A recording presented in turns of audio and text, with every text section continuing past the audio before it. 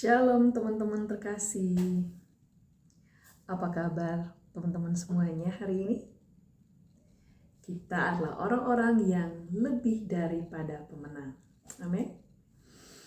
Terkadang kehidupan ini membuat kita terus bertanya-tanya kenapa hal ini terjadi dan lain sebagainya. Dan tuntunan Allah Roh Kuduslah yang membuat kita mengerti kenapa hal ini terjadi. Semua karena cinta Tuhan, dan keadaan itu akan membawa kita makin mengerti rencana Tuhan atas kehidupan kita. Amin. Baik sahabat-sahabat terkasih dalam Tuhan kita Yesus Kristus, saat hari ini saya mau sharing satu kebenaran firman Tuhan yang terdapat di Mazmur pasal yang pertama ayat 1 sampai ayatnya yang ke-6.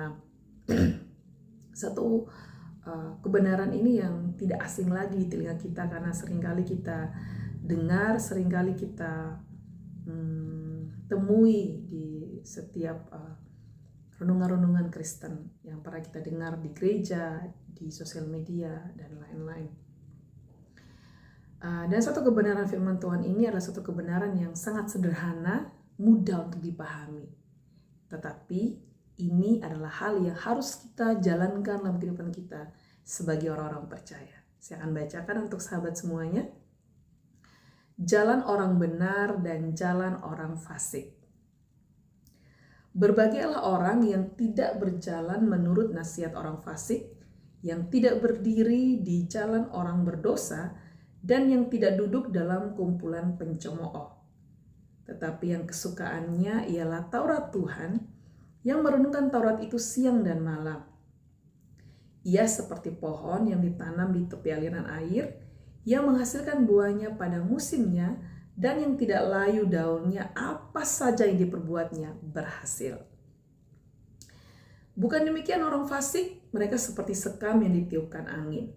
Sebab itu orang fasik tidak akan tahan dalam penghakiman. Begitu pula orang berdosa dalam perkumpulan orang benar. Ayat yang terakhir, ayat yang ke-6. Sebab Tuhan mengenal jalan orang benar, tetapi jalan orang fasik menuju kebinasaan.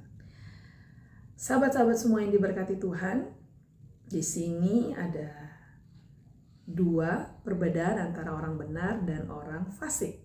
Nah, orang benar jelas dengan sangat detail di kebenaran ini bahwa orang benar itu adalah orang yang kesukaannya adalah Taurat Tuhan, itu firman Tuhan.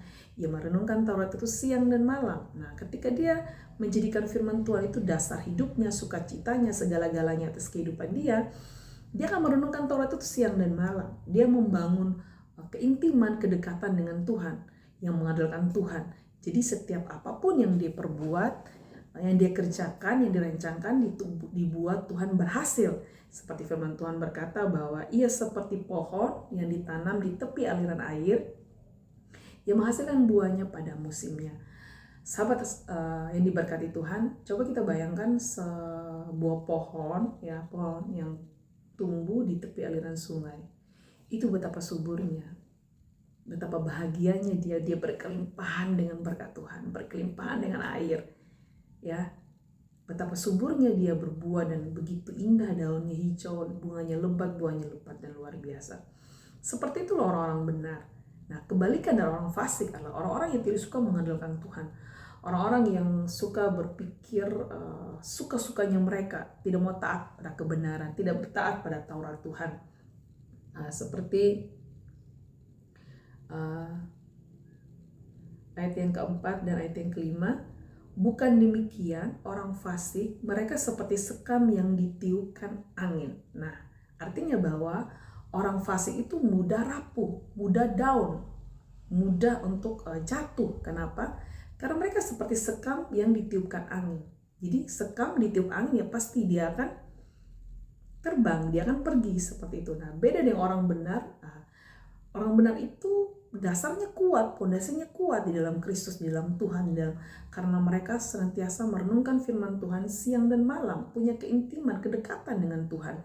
Makanya ketika ditiup angin, ya karena dasarnya kuat, kokoh pohon, jadi dia tidak mudah untuk ditiupkan angin, dihanyutkan sungai atau terbang di bawah angin. Seperti orang fasik tadi, dia seperti sekam yang mudah ditiup oleh angin dan terbang. Jadi mari di sini Tuhan ajarkan kita untuk memperhatikan hidup kita, untuk kita seperti orang yang benar, bukan orang fasik.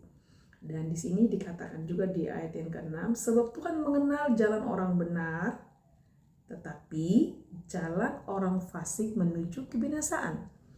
Kita lihat dan realita kehidupan kita, ada orang fasik dan ada orang benar.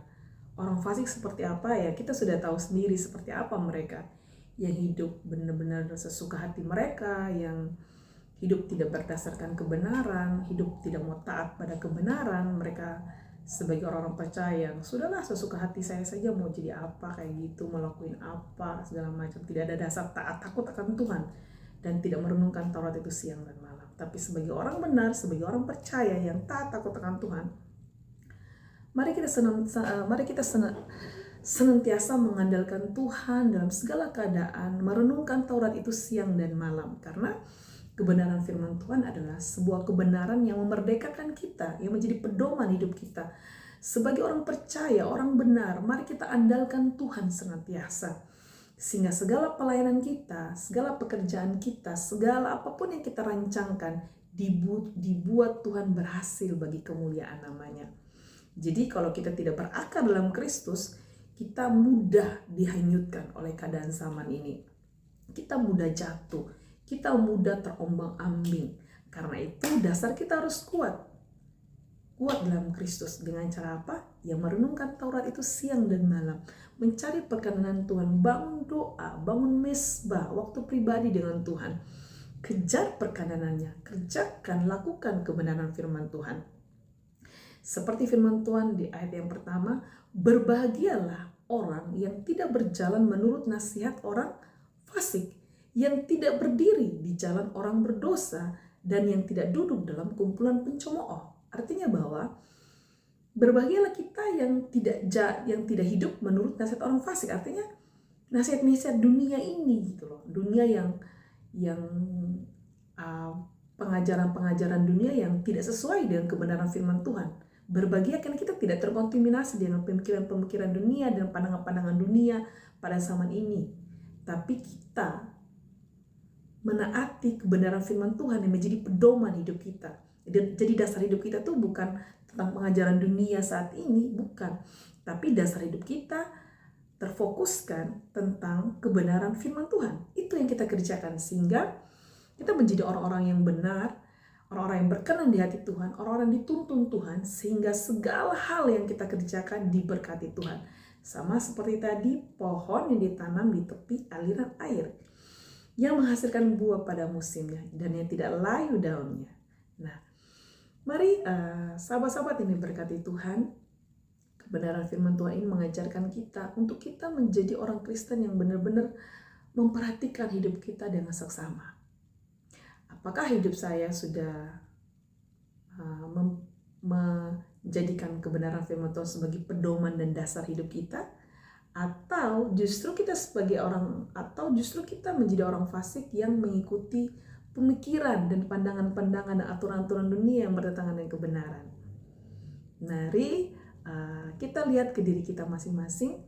Kalau kita salah dalam sudut pandang kita saat ini yang tidak sesuai dengan kebenaran, mari kita kembali sama Tuhan, mari cross check diri kita dan mulai kita berubah, mulai kita datang sama Tuhan, menyembah Tuhan, memuji Tuhan, dan menjadikan kebenaran Tuhan menjadi pondasi dasar hidup kita, yang merenungkan Taurat itu siang dan malam, sehingga kita menjadi orang-orang yang berkemenangan dalam Kristus, menjadi orang yang berbuah lebat dalam Kristus, sehingga kita menjadi orang-orang yang melayani Tuhan dengan segenap hati.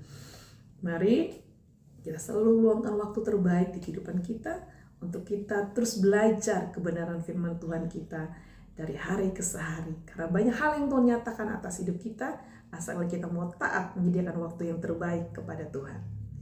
Baik, sahabat yang berkati Tuhan, ini firman Tuhan untuk kita semua, dan biarlah firman Tuhan ini memberkati dan meneguhkan kita semua. Dan God bless you.